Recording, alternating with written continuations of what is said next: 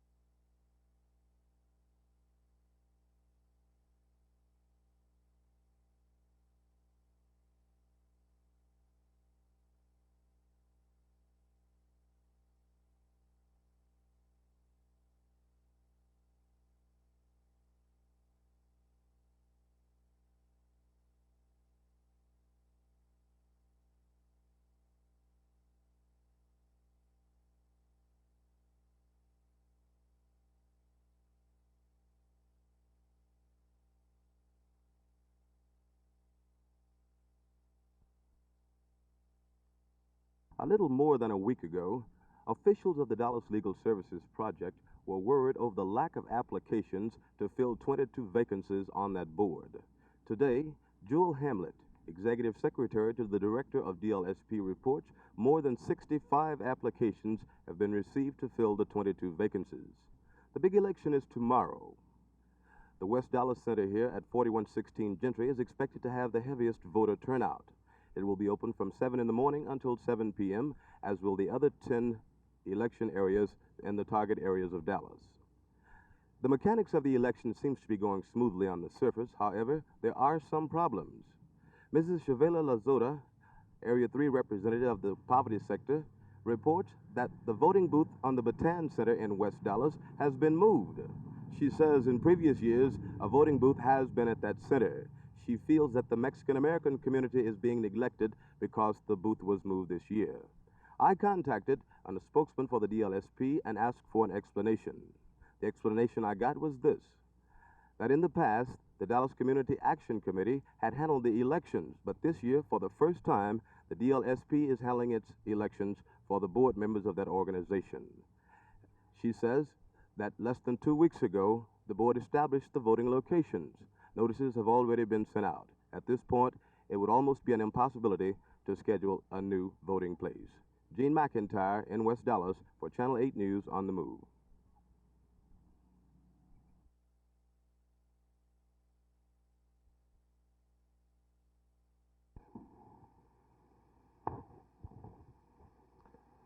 Mrs. Markos, this flag was flown over the United States Capitol, and it's my honor to present it to you in honor of your son.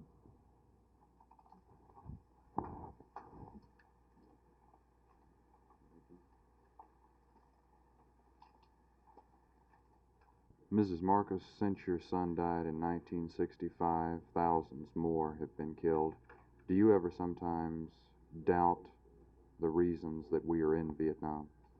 No, I've always felt like they really didn't have any business there. I always felt like it was kind of a waste. And you feel that your son's life was wasted? I do. What do you feel we should do now to avoid further waste? Well, I really don't know, but I really feel like they should bring those boys home from the war. I really do. It just isn't doing any good of them being there. When your son went to Vietnam in the first place, it was not generally known that it was going to be a hot spot in the world. No. Did you worry about him when he went over there? Well, yes, I worried, of course. But he said when he left that he said, "Mom, I won't be where the fighting is." And of course he flew the helicopters, and everyone said, "Well, he'll be safe. He's gone out to pick up the wounded." And the day he got killed was they needed someone to pick up the wounded, and of course he went and took his crew and didn't come back.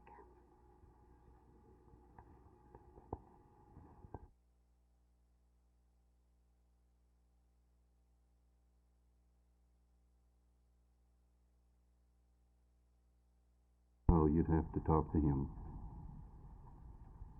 Sheriff Jones, did you consider at all transferring him possibly to another position where he wouldn't be required to testify in the trial? Well, I don't see hardly how you can do this for this reason. If you're an officer, you may be in a situation at any given time where you may be either a witness, as you would as a newspaper man, and as an investigator, or something may come to your attention that would require future testimony, and I don't think it would be effective.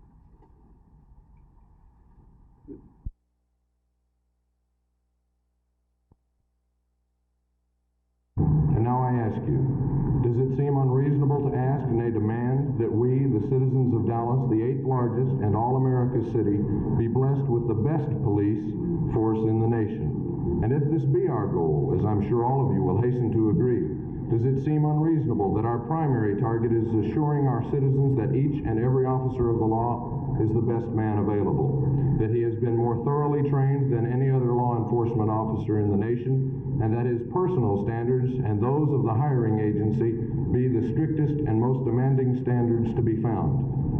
Is it too much to ask that when there are discrepancies in the conduct of an officer, that he immediately be dismissed from his position, not suspended from a time, but soundly rooted out of the force forever and for all time?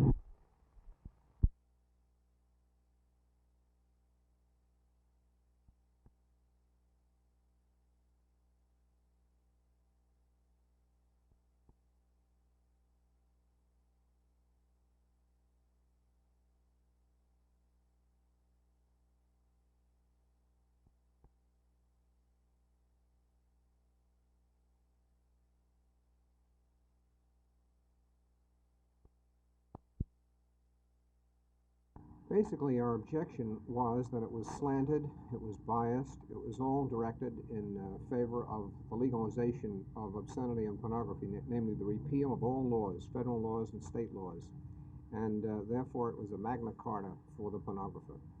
Well, what do you suggest in your book that should be done? Well, in our minority report, we show that the commission research was, in many cases, slanted.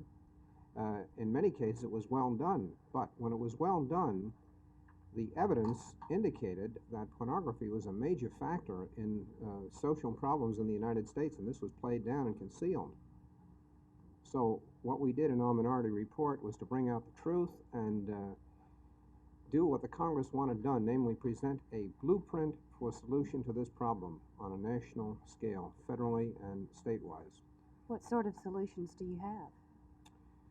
The chief solution is the rejection of social value as a test of obscenity. In our report, we show that the Supreme Court has never established social value as a test. It was an opinion of a few justices. You need 5 judges on the Supreme Court before you have a rule of law. There was never such in this case. So social value is not a test. Now, once that's understood, then the determinant factor is always, is this film in violation of the standards of the community? It's not a question of does it have social value.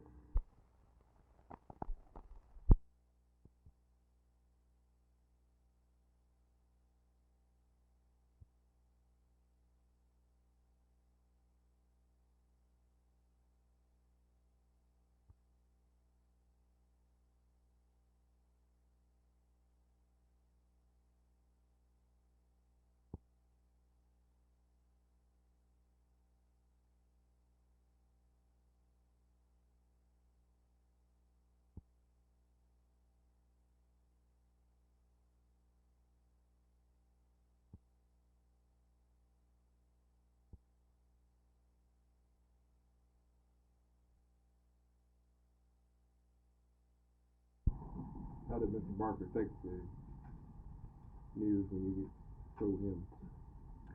Well, I think about normal, the way I expected that he would. Did he indicate whether or not he'd try to continue in some other phase of law enforcement? No, he did not.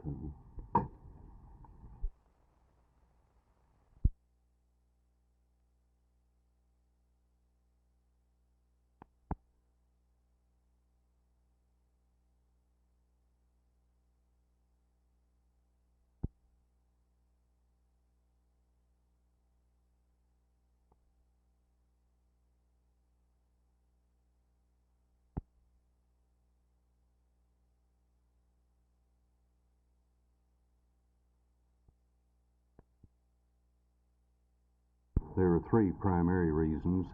Number one, that their grand jury developed some discrepancies within the testimony, and that the file that had to do with the Lander case did not contain all of the pertinent information in there to which he testified.